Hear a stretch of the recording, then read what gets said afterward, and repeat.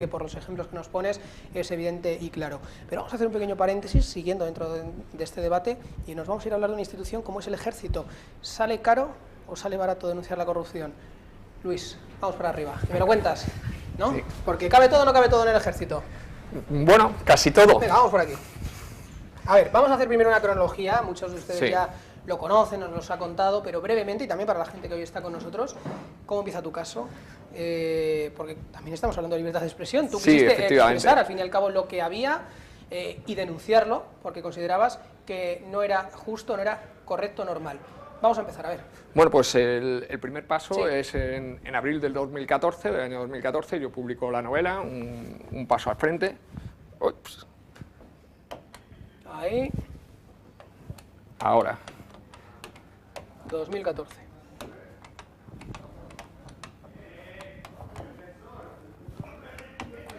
Y a partir de ahí, bueno, pues se empiezan a producir una serie de consecuencias negativas, de ellas, bueno, paso 139 días, que yo creo que es otra cifra muy importante, Sí. encerrado en un centro disciplinario, Sí. que yo creo que es algo que marca hasta qué punto... Con sus días y sus noches. Con sus días y sus noches. Y además, este es un matiz muy importante, sin la participación de un juez, es decir, quien ordenó que yo estuviese 139 días encerrado en un centro disciplinario, que para el que no lo sepa es básicamente como una prisión, no fue un juez, sino fue precisamente la cúpula militar a la que yo precisamente denunciaba por esas prácticas corruptas. Al final, después de más o menos un año, en junio del 2015, pues fui expulsado del Ejército. ¿Cuál es el matiz más importante? Prácticamente no pasó ni siquiera un año, se me tramitaron 3 expedientes por falta grave y después un expediente gubernativo, que es un expediente pues, para expulsarme de las Fuerzas Armadas. Sorprende que solo pasase un año, de los cuales estuve 139 días encerrado, en mi caso, y además muchísima celeridad, entre otras cosas porque cuando abrieron el último expediente gubernativo ni siquiera me habían condenado por la última falta grave, es decir, ya daban por hecho que la tercera falta grave iba a terminar en sanción, con lo cual me iban a poder expulsar, y tuvieron que esperar efectivamente a sancionarme para después poder expulsarme, ¿no? Es algo que demuestra hasta qué punto la libertad de expresión, bueno, pues en este país yo creo que se encuentra muy cercenada, ¿no? Para poner un... No, es un ejemplo yo creo clarísimo, que efectivamente, además, blanco sobre negro. Sí, además mis manifestaciones, lo que ha venido a resolver ahora, justo en 2016, el Tribunal Supremo, Sí.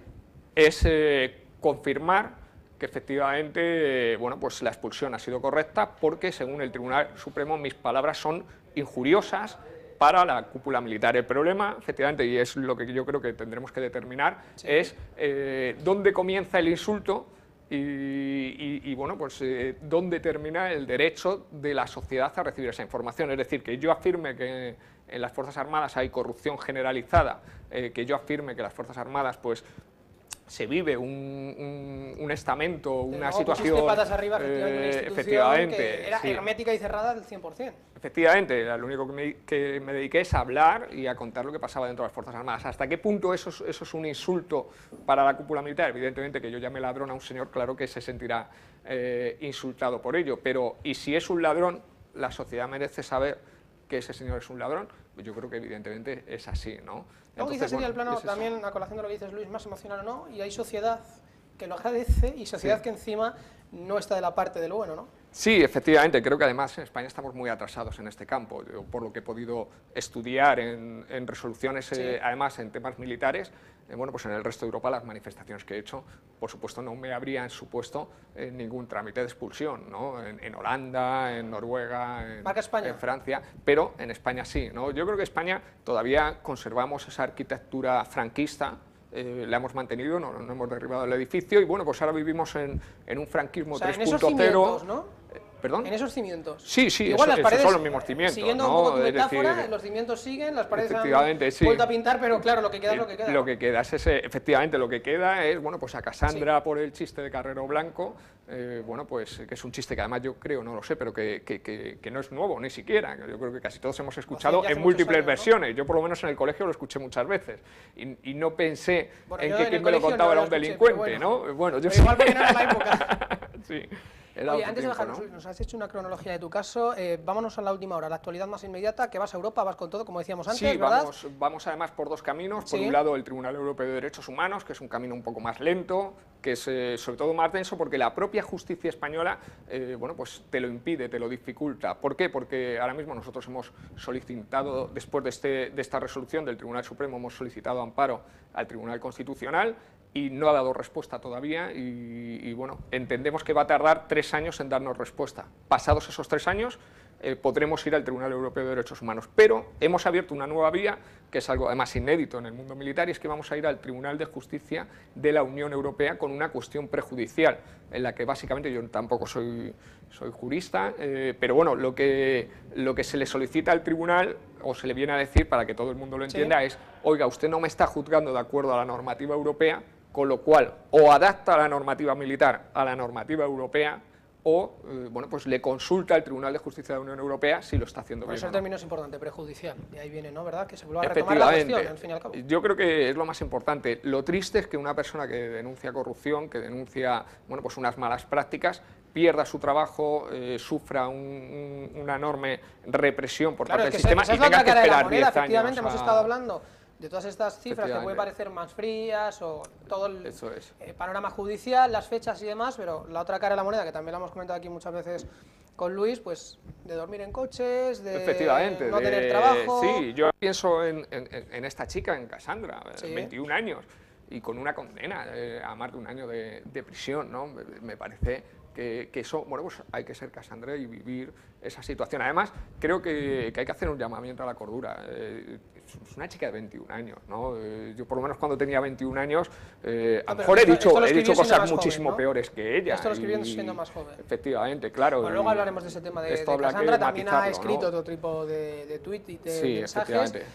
Una institución, el ejército puesto patas arriba. Tú tienes gasolina, ¿no?, para seguir. Sí, yo desde luego voy a seguir hasta el final, ¿no? Esto es algo que tengo muy claro. La libertad de expresión, además, y esto es muy importante, no se negocia. Es decir, a mí me han hecho varios ofrecimientos para decirme, bueno, si te callas, porque, bueno, por detrás de esta resolución, que es la del expediente gubernativo, hay 3 faltas graves y se tienen que resolver, y a mí me han dicho varias veces, bueno, si te callas y desapareces bueno, del mundo mediático, por decirlo de alguna forma, bueno, pues reconsideramos estas faltas graves y vuelves, ¿no?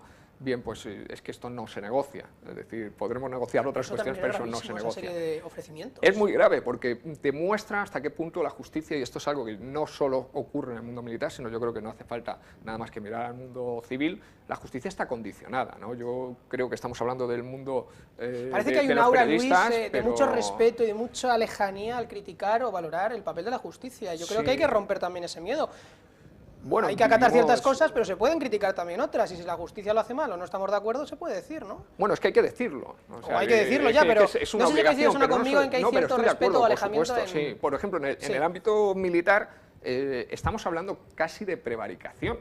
Es decir, de prevaricación continuada por parte de una gran cantidad de jurídicos militares. Claro, el problema es que en el mundo militar o en el mundo civil, cuando hablo de civil hablo de lo no militar, claro, tú puedes denunciar a un señor que está prevaricando, pero claro, si prevarica el juez y prevarica el fiscal y el que está por encima de él y el otro, claro, te encuentras en una situación muy compleja, ¿no? Al final, el problema que tenemos, y volvemos a hace 300 años, es que la Ilustración no ha entrado en los cuarteles, pero en nuestra sociedad tampoco. Es evidente que hay un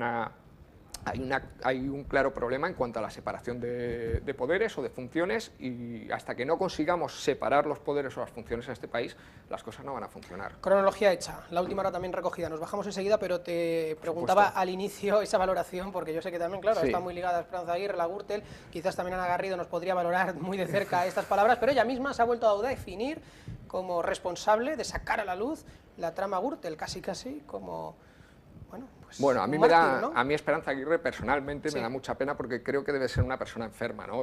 Sinceramente, o que tiene algún tipo de patología mental, es lo que quiero llegar a creer, porque hace no mucho afirmó que España no había estado en la guerra de Irak, haciendo una interpretación muy distorsionada y sesgada de la realidad, ¿no? Me gustaría que le preguntasen, por ejemplo, a los familiares del cabo primero que se suicidó hace un año por todo lo que había sufrido en la guerra de Irak, que preguntase a los militares que estuvieron en la batalla del 4 de abril o en la matanza del 26 de abril del año 2004, ¿no? Me parece que son afirmaciones gravísimas y creo que es una persona que frivoliza en exceso en según qué temas, ¿no? Entonces, bueno, las gracias pueden estar bien en el club de la comedia, pero yo creo que en Esperanza Aguirre ya bueno, sobra, pues igual ¿no? podría ser una dorada jubilación, hoy no es un especial de corrupción, pero sí que hay un apunte importante, que esta semana, clave para el caso Gürtel, sobre todo el jueves, que habrá declaraciones. Luis, vámonos. Pilar, ¿qué te parece lo que hemos comentado sobre el Ejército, una institución tan importante, puesta patas arriba y no ha salido la justicia muy bien parada? Bueno, en este caso es que además es una jurisdicción especial, como bien ha explicado. La jurisdicción militar es muchísimo más jerárquica, quizás un poco más oscura que lo que nosotros estamos acostumbrados a ver en la jurisdicción civil o penal pura y dura, que es a la que están sometidos el resto de ciudadanos. Sí que ha hablado de una cosa muy importante, que es la separación de poderes, que sin separación de poderes una democracia es absolutamente impensable y que se ve más en altas instancias, no se ve en los juzgados del día a día. Yo creo que tampoco se puede menospreciar un sistema judicial entero que está formado por grandes profesionales y por grandes juristas, pero sí es cierto que en determinadas esferas, que ya yo creo que nos vamos a algunas un poquito más altas, esa separación de poderes tan importante no se viene cumpliendo. Pero yo te lo voy a preguntar también, esa separación, o es cierto, y te lo pregunto así abiertamente, que hay jueces que los ponen ciertos políticos o determinados políticos, siempre se dice, no sé si estarás de acuerdo o no, también quizás es una cuestión un poco diferente, pero bien al hilo, que la judicatura es una profesión muy conservadora, o al menos en un alto porcentaje, hablamos de un 70, de un 80%, que también tendría su sentido, ¿no? Porque es gente que estudia mucho, por 5, 6, 7 años, y que son familias que se lo pueden permitir, no lo sé. No ahora, no en el momento en el que estamos hablando. Es cierto que sí que hay determinados jueces, por ejemplo, los del Tribunal Constitucional son elegidos según determinados partidos. Está claro que en ese caso sí que podemos hablar de cierta politización de la justicia, pero no quiero, de hecho es que es algo que no quiero creer, que todos los jueces tengan esta influencia política. Y como bien te comento, yo creo que en instancias inferiores todo esto que estás comentando no se cumple y, por supuesto, en otras superiores habría que mirarlo. No, yo quisiera hacer un apunte, porque además en este caso, en la cuestión de la libertad de expresión, me he visto en las dos caras de la moneda, ¿no? Porque, bueno, lógicamente a los denunciantes de corrupción somos objeto de una cantidad de amenazas, insultos, etcétera. Yo creo que sí se ve a esos niveles. Estoy de acuerdo contigo en que un juez, sobre todo en los niveles más bajos, cuenta con la independencia, pero por un lado, yo creo que esto es muy importante, un juez que según qué decisiones tome, sabe que condiciona su futuro si quiere ascender o quiere llegar a determinados órganos de poder, ¿no? Evidentemente el juez Castro, si hubiese sido más joven, tomando las decisiones que tomó, sabe perfectamente que no iba a llegar a ningún sitio si él hubiera tenido esa iniciativa. Y por otro lado está la cuestión de la Fiscalía. La Fiscalía no es un órgano, o sea, no son personas independientes, es un órgano absolutamente jerarquizado. Y en muchas ocasiones, si la Fiscalía no acusa, bueno, pues los procedimientos quedan absolutamente embarrados. Entonces, creo que tenemos un serio problema, ¿no?